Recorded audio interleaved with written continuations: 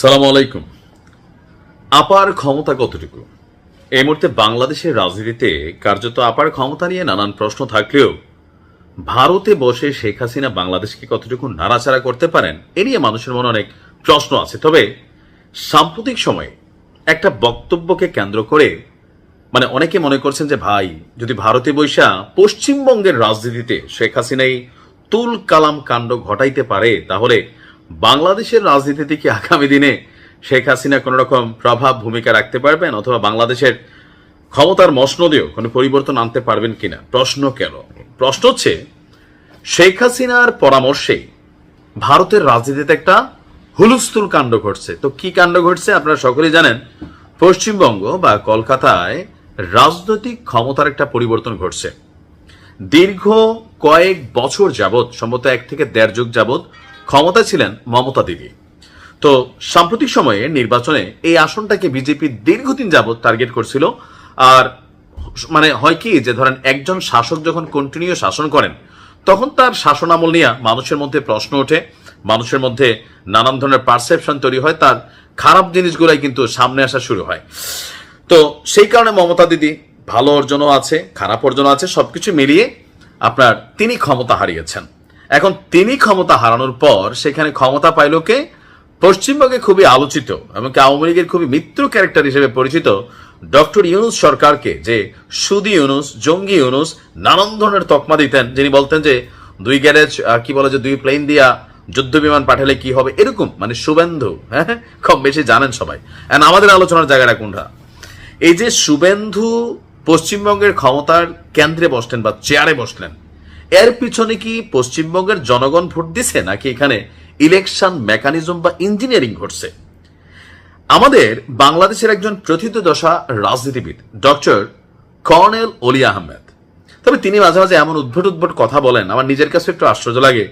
আজকে যে কথাটা তিনি বলছেন, আমার কাছে মনে হয়েছে যে রাজনীতিবিদ হইলে হয় কি, যে যায় লঙ্কা সেই হয় রাবণ। তো তিনি কি বললেন? শেখ হাসিনার পরামর্শে ভারতের রাজনীতি সরকার পরিবর্তন হয় কেন? শেখ হাসিনার পরামর্শে ভোট ইঞ্জিনিয়ারিং এর মাধ্যমে ভারতের পশ্চিমবঙ্গের ক্ষমতায় শুভেন্দু অধিকারীকে বসানো হয়েছে। আমাদের লিবারেল ডেমোক্রেটিক পার্টির চেয়ারম্যান এবং সাবেক মন্ত্রী ডক্টর কর্নেল অলি আহমদ, তিনি এমন বিস্ফোরক মন্তব্য করেছেন। তিনি বলছেন, কিছুদিন আগে পশ্চিমবঙ্গে নির্বাচন হয়েছে, সেখানে বাংলাদেশ থেকে দীক্ষিত হয়ে এবং শেখ হাসিনার পরামর্শে ভোট ইঞ্জিনিয়ারিং করে মমতাকে হারিয়ে শুভেন্দু অধিকারীকে ক্ষমতায় বসানো হয়েছে।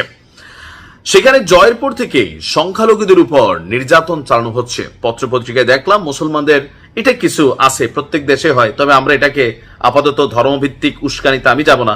আমার কাছে মনে হয় কি, যে ধরেন কোন দেশে যখন এই ধরনের ঘটনা ঘটে, ইলেকশনের পরে প্রত্যেকটা জায়গাতে আফটার ইলেকশন একটা রিয়েকশন হয়। বাংলাদেশে হয়েছে না, সরকার পরিবর্তনের পর শত শত মানুষ এই দেশে মারা গেছে, লুটপাট হয়েছে, ভাঙচুর হয়েছে।